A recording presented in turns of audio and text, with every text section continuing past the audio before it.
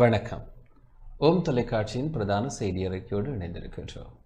எதிர்வரும் வியாழக்கிழமை சங்கடகர சதுர்த்தி விரதம் அனுஷ்டிக்கப்பட உள்ளது. எதிர்வரும் வியாழக்கிழமை விக்னங்கள் தீர்க்கும் விநாயகப் பெருமானுக்குரிய மாதங்கள் தோறும் அனுஷ்டிக்கின்ற சங்கடகர சதுர்த்தி விரதம் மற்றும் சண்டேஸ்வர நாயனார் குருபூஜை சங்கடகர சதுர்த்தி விரதம் அனுஷ்டிக்கப்பட உள்ளது. விரதம் தொடர்பாக சர்வதேச இந்து மத குரு பீடாதிபதி சபரிமலை குருமுதல்வர் மகாராஜ ராஜகுரு ஸ்ரீ ஐயப்பதாச சாம்பசிவ சிவாச்சாரியார் இவ்வாறு விளக்கம் அளித்தார்.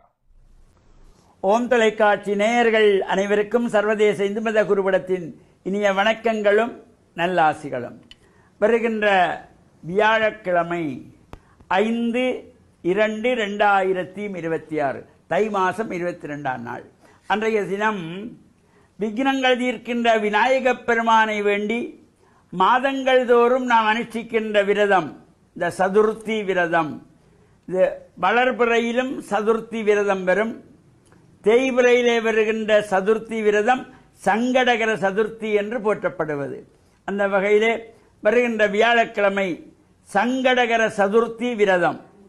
பல்வேறு விநாயகர் ஆலயங்களிலே நடைபெறுகின்ற அபிஷேகங்கள், பூஜைகள், வழிபாடுகள், ஆராதனைகளிலே கலந்து இறையருளையெல்லாம் பூரணமாக நாம் பெறுகின்ற பொழுதிலும் விக்னங்கள் தீர்க்கின்ற விநாயகப் பெருமானுக்கு பிரீதியான, அவருக்கு விருப்பமான மோதகம், கொழுக்கட்டை, அவல், பால், மாம்பழம் போன்றவையெல்லாம் நிவேதனம் செய்யப்பட்டு சிதறு தேங்காய் உடைத்து வழிபாடுகள் செய்கின்ற பொழுது எல்லா விதமான சங்கடங்களும் நீக்கக்கூடியது.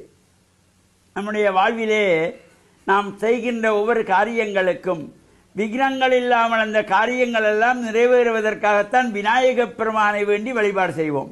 அந்த வகையிலே இந்த சங்கடகர சதுர்த்தியிலே விநாயகப் பெருமானை வேண்டி சிதறு தேங்காய் அடித்து வழிபாடு செய்யப்படுகின்ற பொழுதிலும் அவருக்கு பாலினாலே இளநீரினாலே அபிஷேகம் செய்து பிரார்த்தனைகள் செய்கின்ற பொழுதிலும் எல்லா விதமான சிறப்புகளும் வெற்றிகளும் நமக்கு கிடைக்கக்கூடிய வகையிலே அமைந்திருப்பது இந்த சங்கடகர சதுர்த்தி. அமாவாசை 4வது திதி சதுர்த்தி, வளர்பிறை சதுர்த்தி.